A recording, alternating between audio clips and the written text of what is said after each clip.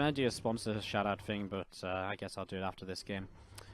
It's so much to say on stream nowadays. Do you remember tomorrow we'll be back Leifeng Cup Group D from midday CET and from 6:30 PM CET. I hope you're ready. I hope you're hyped. We bring you the WardiTV Team League Season 7. The first matches, our opening match of the season is Team Expert. Just a casual kind of best team in the league right now, I think. Björn, Neeb, Skull, and Bly. Team Expert will take on the one, the only, Izimba.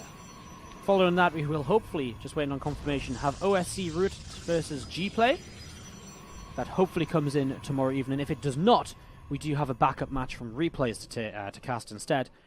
So we will have 2 series for you guys no matter what. Tomorrow evening, 6:30 PM CET, the WardiTV Team League Season 7 begins. Do not miss it. It's going to be absolutely fantastic.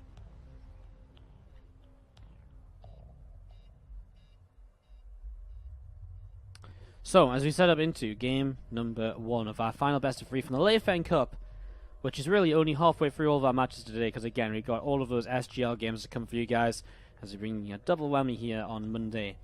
Get your week started right, and also to make up for the fact we missed the SGL on Friday, as I was busy traveling to the DSCL. If you guys watched that, let me know.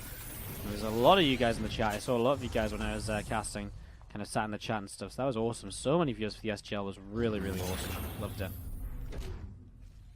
And as we just set on up here, natural expansion comes down from both players.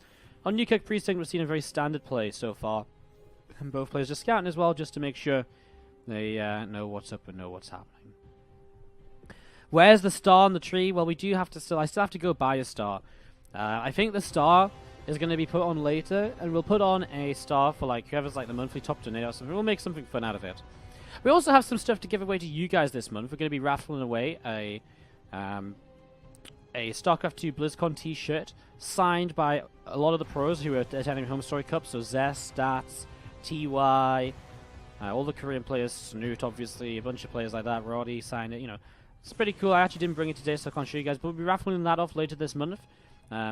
Basically, any subs will get extra entries into the raffle. Any donations will help you get extra entries to the raffle as well, and stuff like that. We'll raffle away a couple of other things as well. Just have to figure out what those are going to be first, and you know, maybe some co-op codes and stuff like that as well. So we'll be raffling away some things this month to kind of be Christmassy, I guess. And you guys can find out more about that later. I'll be making sure to talk plenty about it once I get it set up properly. You might not have realized, but I've been super busy, and so everything is not quite set up properly just yet. Not as much as I would have liked it to be. But do keep your eyes and ears open for all of that, as we want to give back to you guys a little bit this month, because you're all awesome. Starport going to finish up here in the main base, so we're going to be seeing this factory popping out of Widowmine. Super standard stuff. Going to be that double Widowmine drop that we see so often in the TvP, enabling KeeN to go in towards his follow-up very safely, very solidly, exactly what, you know, whatever he wants to do. Robo and the Twilight Council coming down here from Rushcrazy is going to allow him to go into a very standard setup as well. No Stargate shenanigans early on. Robo Twilight, and seeing what happens.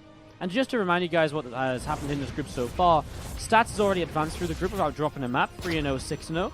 And he will play against either he will join either Rushcrazy or KeeN, advancing from this group as Rushcrazy and KeeN. They play against each other right now, obviously. The winner of this will be 2-1 in the group. The loser will be 1-2. Max said goes out today without winning a map. And so it comes down to these two players. Whoever wins this series goes through to the playoffs in second place of Group C of the Leifeng Cup 158. And we're back again tomorrow from, again, midday CET for Group D. StarCraft, StarCraft, StarCraft. What isn't there to love? Put a pylon lamp on top of the tree. I think the pylon lamp might be a little bit too heavy to go on top of the tree. I could experiment with it, but it might be a little bit reaching a little bit too far there. Double overcharge to get rid of the Widow Mines. One of them goes down, and none of them managed to burrow. So unfortunately, none of them able to burrow just here. As we're going to see, this blink is about halfway done. Siege tank is about halfway done for KeeN back at home. Very standard so far in this meta to kind of get a couple of siege tanks up, either to defend or to push with. It's been something a lot of people have enjoyed doing so far. So a lot of people have been enjoying this, as we're just going to be seeing the medevac with the Widowmine inside of it, just moving down to the south. A couple of pylons coming on into play here on the third Nexus, but Rushcrazy takes that a nice early stage of this, and again just going up into stim pack. I mean, a third rack's coming down as well. We'll see if he goes up to 5 racks before third CC, or if he's going to put that third CC down in the very near future. And that's one of the next things for us to kind of really watch out for here, from KeeN's point of view and from KeeN's perspective as to what he wants to get done here. A pylon lamp would be cool, because every time Wardy says something cringy, we could overcharge him. Wow. That's mean. That's really mean, if you think about it. Like, that hurts. See how much damage pylons do? Literally killing Wardy in 2K16. What are you guys doing? 5 more gates coming up here as the explosion of gateways begins to come in from Rushcrazy. A very typical sort of thing that we see.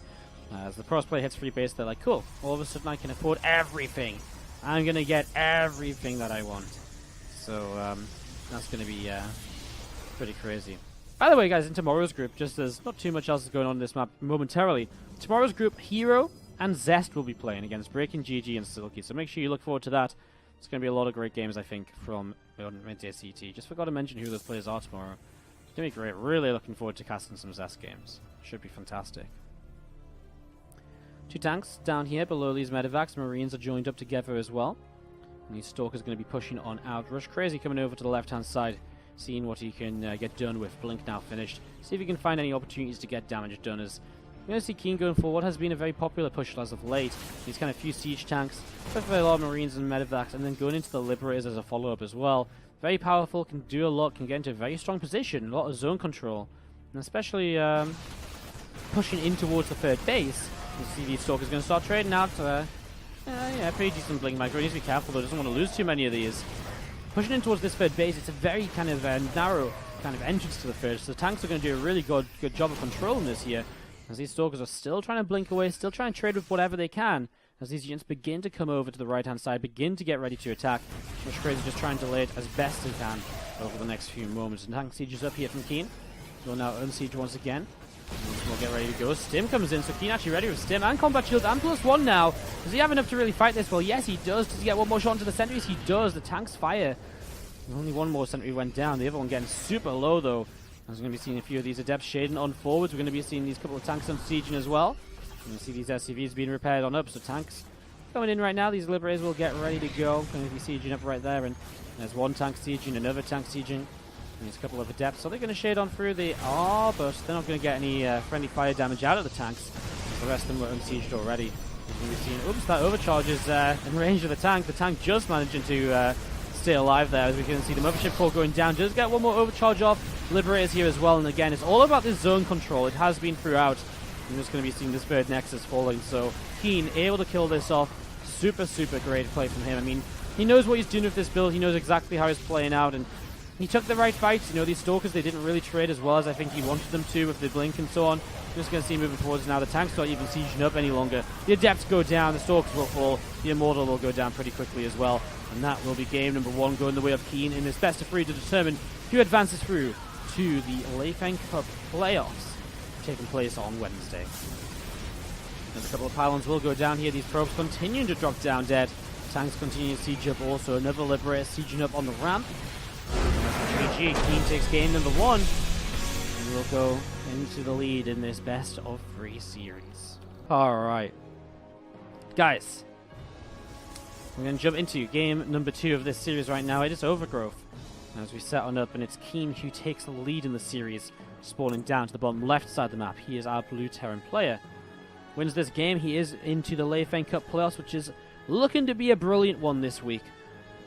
Innovation, classic, stats. Sorry, not classic. Innovation, Hush, stats, Björn, Dark, potentially KeeN, and tomorrow potentially Hero and Zest joining the fray as well in the Leifeng Cup 158 playoffs. That's Wednesday. Make sure you don't miss that. It's going to be flipping amazing. Flipping amazing, I tell you. Flipping amazing. To the top right hand side of the map, our red Protoss player. Ladies and gentlemen, this is Rushcrazy. Can he take a map off of KeeN here? Let us see. Let us find out. As we're going to be seeing what happens right now in game number 2. Game number two. Let's go, woohoo. It's a good thing I'm not a rapper, isn't it? That'd be dreadful. Actually, this is sort of a sad story. I probably shouldn't tell this story. Basically, we met a girl the other night who could rap really well. That's the very short version of the story. I'm not going to tell the whole story because it's something that's kind of sad to talk about, so I don't want to talk about it. It ends really sad. The part I want to tell you about is cool, but I can't say it without being sad, so... It wasn't really sad for me, it was sad for someone else, so... Anyways, I'm going to leave it to your imagination, which is probably not the best thing to do with Twitch chat, but hey, sometimes you gotta live a little. Anyways, this Reaper from KeeN has been just scouting around trying to pick up early info, has been into that main base, but didn't see the robo facility just yet. Constructed. Shut up. I hate these voice packs. They really scare me when they come up when I'm like on someone's vision. I'm on someone's vision and they get like a notification, and usually it's like I'm super used to the voice that says it. But man, the voice packs, they get me like really scared. When Innovation plays, I'm on Innovation's vision, all of a sudden Diva's like, well, what does Diva say? Like, upgrades complete. Oh my god, I can't even do it annoyingly enough to kind of justify trying to imitate Diva. Like, it's so annoying. Like, it is super frustratingly annoying. It's crazy. Alright, anyways, this Reaper scouting around from KeeN, having a little bit of a look to see what's up and what's going on. Going to be seeing the Twilight Council finishing up for Rushcrazy as well right now. So Rushcrazy going to finish up that Twilight, extra gateways also. And again, just going into a very similar play to what he did last time. And then he has some major plans to kind of change things up with the Resonating Glaives opening and maybe a big 2-base all-in. We shall see very shortly as Twilight is down. We wait for the upgrade to come into play. While we see Stimpack coming up from KeeN. And again, going to be the sort of fastest Stimpack-based build. We saw this out of him against stats on Echo, if I'm not mistaken. Where he had lots of Marines, and I wouldn't mind dropping them going on as well at the same time. As we do just see super standard Blink on the way up here from Rushcrazy. Stalker's clean up the Reaper as well. Do we get some of them 3.8 replays? Yes! So, I know I've been saying this for a few days. I'm so sorry, but today is 100%, no doubt about it, the day you guys get the replay pack. 100%. It's the first thing I'm going to do when the stream goes offline, is going to make the replay pack. So if you guys want the replay pack from November, which will also include the games we've cast so far from December, basically all the 3.8 replays we've casted, Innovation, Stats, Hero, Zest, all those players will be in there, Dark, Bjorn, Solar, replays from all of those players. You need to be a sub of the stream by the end of this stream, or you won't get it. But it will 100% go out today because I finally caught up. I don't have to launch 8 groups of Team League like I did last night. I don't have to rush off to pack to leave the country like I did last time I tried to do the replay pack. It's going out tonight. I'm so sorry for the delay. And it's going out tonight. 100%. If it doesn't, you can all unsubscribe and flame me and tell me I'm a horrible, lying person. That's how confident I am. Stalker's in the center of the map. Pick up a Marine as we're going to be seeing the third Nexus coming down from Rushcrazy.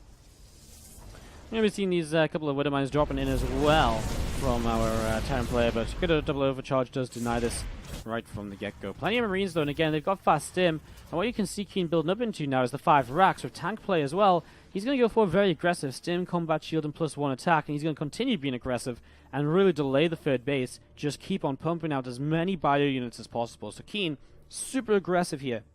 As we enter game number 2 of this series, you're going to see this medevac around the left-hand side is currently on the way up, or on the way back home, I should say, sorry, not on the way up. On the way back home, and he's going to be seeing these Stalkers starting to work their way through this depot, so depot starting to take some damage, some Marines will come forwards and start to trade here, a little bit of damage being done. Stalker has to blink away. And these Marines are going to continue trying to fight here. Tank fire is good as well, helping to kind of work its way through those Stalkers. Stalker's taking quite a bit of damage as we see Resonating Glaives continuing to come up here now as well, as Rushcrazy has been showing us some very aggressive, a lot of players have been showing us very aggressive PvT today, actually, stats as well, very aggressive sort of Stalker, Adept, and Mortal-based compositions, not going into the faster Colossus as we've seen a lot of people trying to do recently in the metagame. So it's been a little bit all over the place, honestly, in recent times. We're going to see this Warp Prism coming on down to the south side. So Rushcrazy just setting up with this Warp Prism here. There's also KeeN moving into the center of the map. I mean, the main thing to talk about is KeeN's push, because this is what he's been building into, this big 2-base attack with 5 racks, no third command center. And it's starting to come across the map here right away, and it's very similar to the last game where Rushcrazy is already losing Stalkers, trying to be fancy and trading in the middle of the map. He's not gaining anything, but he's losing so much, and well, I mean, he scans over here. Glaives isn't even finished just yet. Is that something which KeeN recognizes? Glaives is 10 seconds from finishing. Oh man, I mean, actually, if Glaves is okay, Glaves is going to finish these overcharges will buy the time that he needs. But just going to sit just outside of overcharge range for now. As soon as those overcharges are gone, he probably comes on in here. I mean, there is, what, one more overcharge available? Maybe two very shortly. I guess not by the time these two have dissipated, though. Either way, the Adepts are moving forwards. The Liberators will be reinforced very shortly as well. The Adepts are going to come in right now. Going to be seeing these tanks target fire down the center. He's getting rid of the Guardian shields. KeeN, though, does he have enough to really keep on fighting here? I'm not too sure. Liberators sieging up, that might be the major issue, because there isn't really enough to kind of get rid of the Liberators. 2 or 3 Stalkers, some more warping in. The Immortal got shut down towards the very end. That was actually pretty crazy. The Liberator shots clutch on that one. So much money in the bank for Rushcrazy. If he can just find a way to spend it, he'd be in a great position. Blinking through to the other side of this Liberator means he can kind of get rid of one of them, but the other one is still doing so much damage. These Stalkers are going down. KeeN is up by 20 army supply. The main advantage of Rushcrazy is that economy. He still has so much money to spend, but he just isn't spending it yet, as he did lose his Immortal before as well. He lost a lot of his kind of tech units, and that definitely does hurt as KeeN needs to gather up together, still just spamming out bio units at this point. More and more bio units continue to come into play as we see, again, a few units from Rushcrazy just setting up down over here towards the 3rd base. And see that +1 ground armor coming in as well here from Rushcrazy. Just setting up and getting more upgrades, whatever he can to try and deflect this attack. 3 Liberators, they get into the right positions, they'll be very difficult to deal with as we see another warping of Adepts. There we go, more Stalkers, that's what we really need. Oh, I like this though, the potential of just dropping into the main base is so scary. And that's exactly what he's going to do. These couple of tanks are going to try and reinforce from the low ground. I mean, the Stalkers might find these tanks. Oh, they would have done, but they actually turned away to start reacting to the drop. Pylons are going to start going down. The tank siege just makes us in an even better position now for our Terran player. And as the Bio just continues to pick away at Pylons. Here we go, Adepts coming up here. The Stalkers do blink to the low ground. Bio forces will protect. One of these tanks survives. And you can just see the damage being done by the Liberators and the Bio. The Adepts are falling. The Immortals are falling. The Stalkers, well, a few more of them warp in, but they're soon to be non-existent.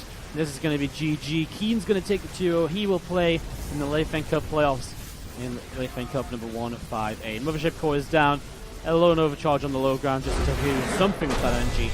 GG. And KeeN will take the 2-0 to now